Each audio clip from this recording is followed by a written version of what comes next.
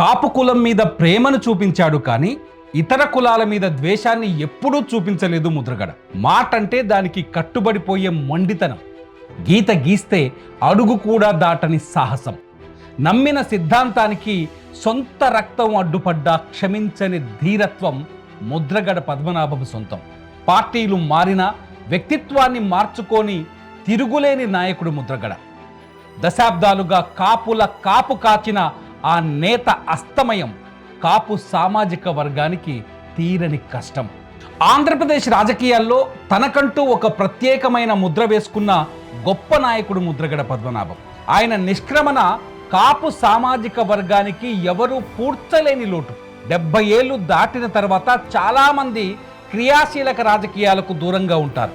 కానీ ముద్రగడ మాత్రం 73 ఏళ్ల వయసులోనూ తన చివరి శ్వాస వరకు ప్రజా సమస్యలపై, తన సామాజిక వర్గ హక్కులపై నిరంతరం లేఖలు రాస్తూ పోరాడుతూనే ఉన్నారు. కిర్లంపూడిలో జరిగిన ఆయన అంత్యక్రియలకు వేలాదిగా లక్షలాదిగా తరలివచ్చిన అభిమాన జన సందోహమే ఆయన సంపాదించుకున్న ప్రజాదరణకు నిదర్శనం.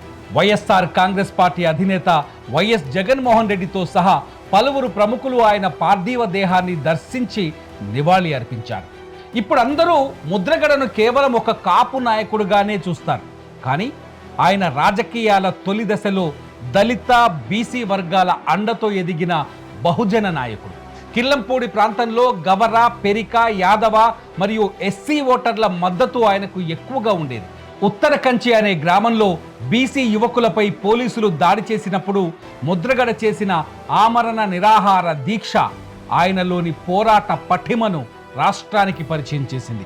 విజయవాడలో కాపునాడు ఉద్యమ నేత వంగవీటి మోహనరంగ హత్యానంతరం కోస్తా జిల్లాల్లో యుద్ధ వాతావరణం నెలకొన్నప్పుడు ముద్రగడ కాపునాడు సభల్లో క్రియాశీలకంగా మారారు.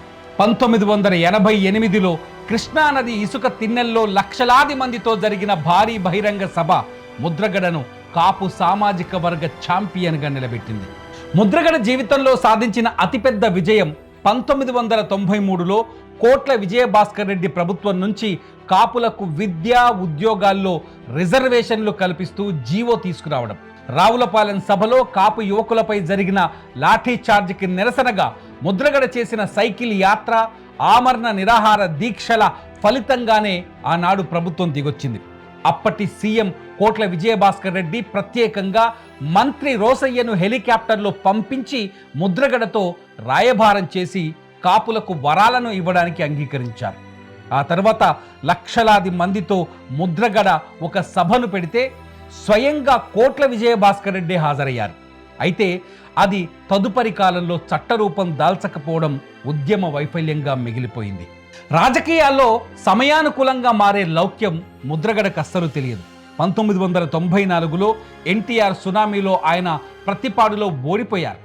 ఓటమిని తట్టుకోలేక నన్ను ఓడించిన ప్రతిపాడులో ఇక పోటీ చేయను, నా ఇంటికి కాపుల ప్రవేశం లేదు అని బోర్డు పెట్టేంతటి మొండితనం ఆయనది. 2009లో కాంగ్రెస్లో ఉన్నప్పుడు తనపై చిన్న కామెంట్ చేసిందని పట్టుబట్టి పిఠాపురం వెళ్ళి వంగగీతపై పోటీ చేసి 3వ స్థానానికి పడిపోయారు. ఒకవేళ ఆ రోజు సొంత నియోజకవర్గంలో పోటీ చేసి ఉంటే ఆయన సులువుగా గెలిచేవారు. ఆయన ఏనాడు ఓట్ల కోసం డబ్బులు పంచలేదు, అవినీతికి పాల్పడలేదు. 700 ఎకరాల ఆస్తి ఉందనేది సోషల్ మీడియా ప్రచారం మాత్రమే. ఉన్న 60 నుంచి 70 ఎకరాల వ్యవసాయ భూమిని నమ్ముకొని నిఖార్సైన ప్లెయిన్ రాజకీయం చేశారు ముద్రగడ.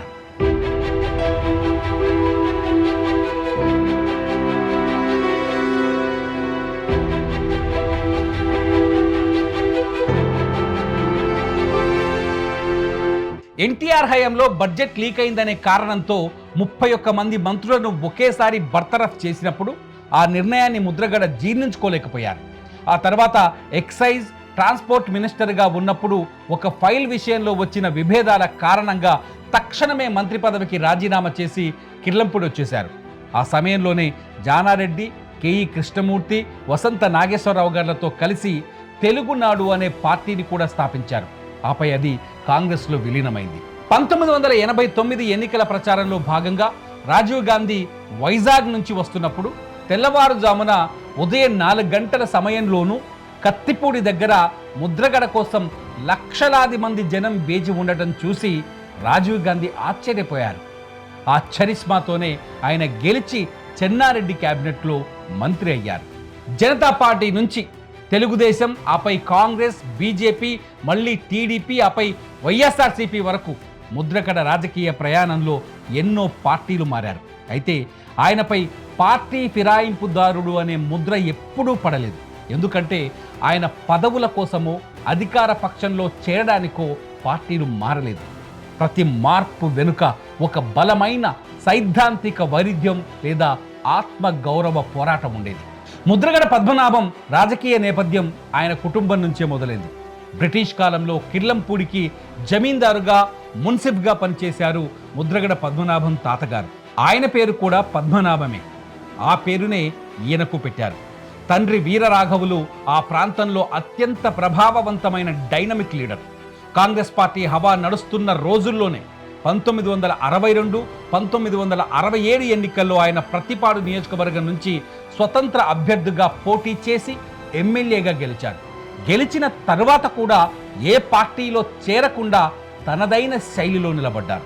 తండ్రి వారసత్వంతో ముద్రగడ పద్మనాభం కేవలం 25 సంవత్సరాల వయసులోనే 1978లో జనతా పార్టీ నుంచి పోటీ చేసి తొలిసారి ఎమ్మెల్యేగా అసెంబ్లీలో అడుగుపెట్టారు. అప్పట్లో నీలం సంజీవరెడ్డి గారితో ఉన్న అనుబంధం, ఆర్ఎస్ఎస్, జన్సంఘ్ కార్యక్రమాలపై ఉన్న ఆసక్తి ఆయనను జనతా పార్టీ వైపు నడిపించాయి. 2016లో చంద్రబాబు నాయుడు ప్రభుత్వ హయాంలో ముద్రగడ నేతృత్వంలో జరిగిన కాపు రిజర్వేషన్ల ఉద్యమం ఉధృతంగా సాగింది. తుని దగ్గర రత్నాచల్ ఎక్స్ప్రెస్ రైలును తగలబెట్టిన ఘటన అప్పట్లో సంచలనం సృష్టించింది. ఆ సమయంలో ముద్రగడ కుటుంబంపై కేసులు పెట్టడం, ఆయన భార్యా పిల్లలను పోలీసులు ఇబ్బంది పెట్టడం వంటి పరిణామాలు ముద్రగడను తీవ్ర మానసిక క్షోభకు గురిచేశాయి. ఈ ఘటనల తాలూకు సానుభూతే 2019లో గోదావరి జిల్లాల్లో టీడీపీ ఓటమికి ఒక కారణమైందని చెబుతారు రాజకీయ విశ్లేషకులు.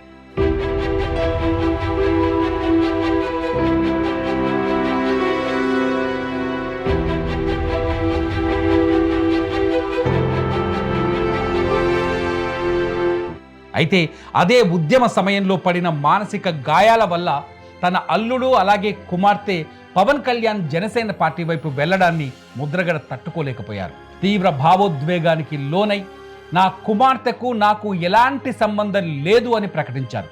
చివరి రోజుల్లో ఆయన హాస్పిటల్లో ఉన్నప్పుడు, మరణించిన తర్వాత కూడా కుమార్తెను చివరి చూపునకు రానివ్వకుండా కుటుంబ సభ్యులు అడ్డుకోవడం రాజకీయ వైరుధ్యాలు వ్యక్తిగత జీవితాలను ఎంతగా దెబ్బతీస్తాయనే దానికి ఒక చేదు నిజంగా మిగిలిపోయింది. ముద్రగడ అంత్యక్రియల్లో ప్రభుత్వ లాంఛనాలను అడ్డుకున్నారు. కూతురు క్రాంతి బోరున విలపిస్తూ కిర్లంపూడికి వస్తే తోడబుట్టిన సోదరుడే అడ్డుపడి ఆమెను ఆపేశాడు. ఎందుకో తెలుసా? ఆ నిర్ణయం కూడా ముద్రగడదే. బతికున్నంత కాలం సమస్యలను ఎత్తి చూపే ప్రతిసారి ప్రభుత్వానికి, ప్రజలకు లేఖలు రాసిన ముద్రగడ తను చనిపోయిన తరువాత కుటుంబం చేయాల్సిన పనులపైన కూడా ఒక లేఖ రాశారు. ఆ లేఖ సారాంశం ఏంటి అంటే, ప్రాణం పోయి నేను శవమైనా సరే నా కూతురికి తన శవాన్ని చూపించవద్దన్నారు. తన భార్య ఎప్పటికీ పుణ్యస్త్రీగానే ఉండాలని కోరారు. ఇక అంత్యక్రియలను ప్రభుత్వ లాంఛనాలతో జరిపించవద్దని కోరారు. తనను వ్యతిరేకించిన కూతురు తను బతికున్నప్పుడు ఇబ్బంది పెట్టిన ప్రభుత్వానికి అర్థమయ్యేలా చేయాలన్నదే ముద్రగడ లేఖ సారాంశం.